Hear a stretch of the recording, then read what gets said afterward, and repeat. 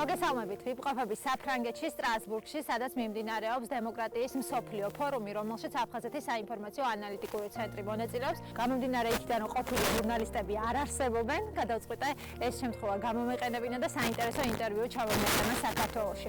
არ გამიჭირდა სტრასბურგში აფხაზეთიდან დევნილი ემიგრანტის პოვნა, ამისთვის მხოლოდ საჭირო იყო, რომ ჩამეწერა სოციალურ ქსელში ჯგუფი ქართველები სტრასბურგში და დამეწერა ხომ არ იყო ვინმე მსურველი ესაუბრა აფხაზეთზე. ასეთი საბედნიეროდ ძალიან ბევრი გამოჩნდა.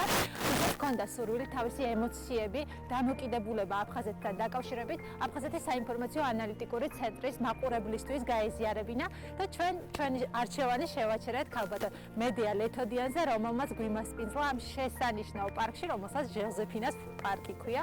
ქალბატონი მედია გახლავთ ოჩამჩირიდან, სოფელ არადურიდან. ძალიან დიდი მადლობა, რომ დაგვთანხმდით ინტერვიუზე და გინდათ, რომ თქვენი ემოციები აფხაზეთთან დაკავშირებული გაუზიაროთ აფხაზეთის საინფორმაციო ანალიტიკური ცენტრის მაყურებელს და მკითხველს. 9 წელია ცხოვრობთ აქ. დიახ, სტრასბურგში ვიყოფები 9 წელი არის.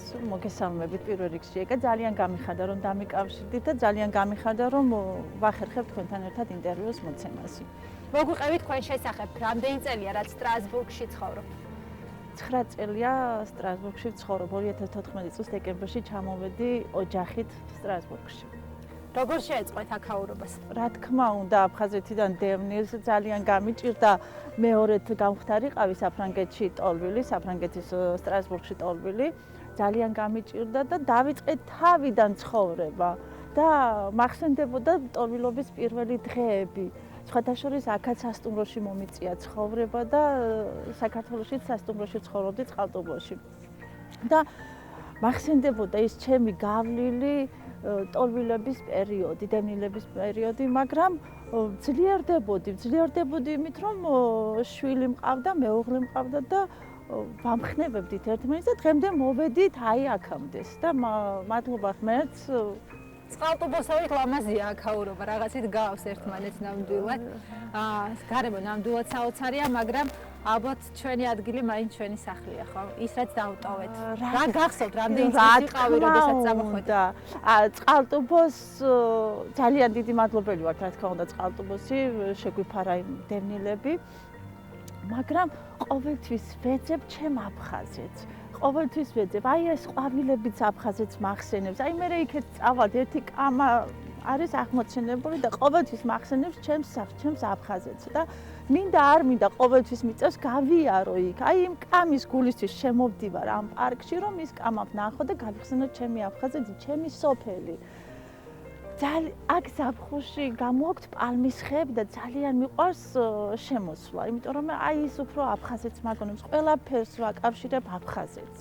ყველაფერი, ჩემი მოგონება, ჩემი ბავშვობა 16 წელს ვიყავი, რომ წამოვედი და წარმოგიდგენთ, ცხოვრების უკვე მეორე ნაწილზე გადავდიოდი, ანუ სკოლა დამემთავრებია, გამხდარიყავი სტუდენტი და ჩამოინგრა, ჩემი ცხოვრება ჩამოინგრა და ეხლა საფრანგეთში რომ ვცხოვრობ, ყოველდღე ვფიქრობ რაც შვილს ვზრდი და შვილი იზრდება და მოთხოვნილებაც იზრდება, ყოველთვის ვფიქრობ და ვაფასებ, რამდენი შრომა გაიარა ჩვენმა მშობლებმა, არაფერში გვასწავლეს, არაფერში მოგცეს განათლება და ცხოვრების გზაზე დაგვაყენეს და ვფიქრობ, როგორი ძიმე ტვირთი აიღეს ჩვენმა მშობლებმა, დაკარგეს ყველაფერი და ჩვენ მაინც დაგვაყენეს გზაზე.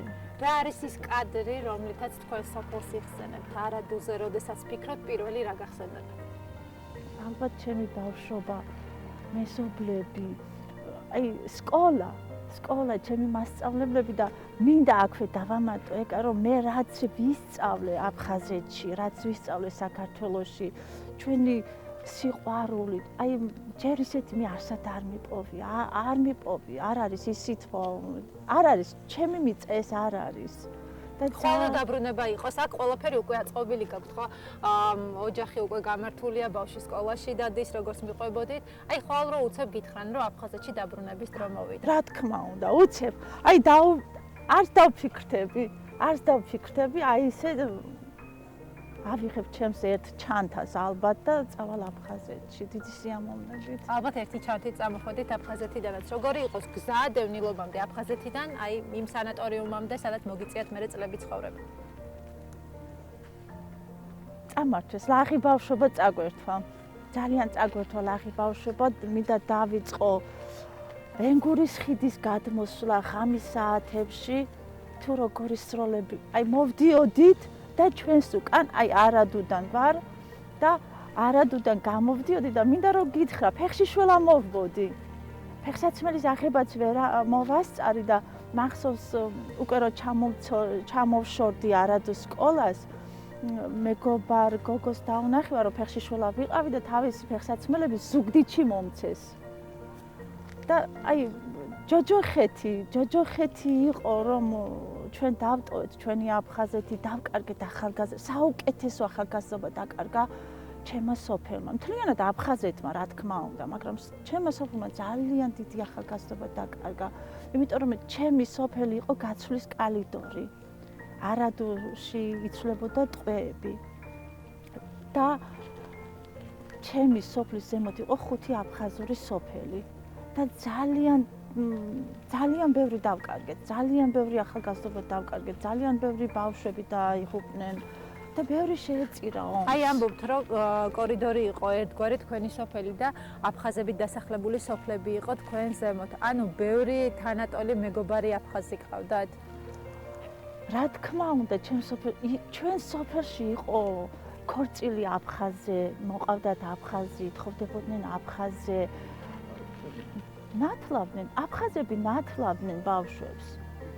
ქონდა ის ურთიერთობა და მე იმედი მაქვს, როგორც ჩვენში მაქვს იმედი, ისე აფხაზებში მაქვს იმედი, რომ ეს გაიღვიძებს, ეს სიყვარული და ეს ახალი თაობას, მომავალი თაობას დიდი მამები ეტყვიან შვილებს, რა ურთიერთობა გქონდა ჩვენ ქართველებს და აფხაზებს და იმედი მაქვს რაღაცა შედგება, ან მოლაპარაკება შედგება, ან რაღაცა რომ დავრუნდებით, სიყვარულით დავრუნდებით და გავაგრძელებთ ცხოვრებას. კი რთულია დაკარგეს შვილები, დავკარგეთ ყველაფერი, მაგრამ მაინც სიყვარულმა უნდა დაგვაბრუნოს.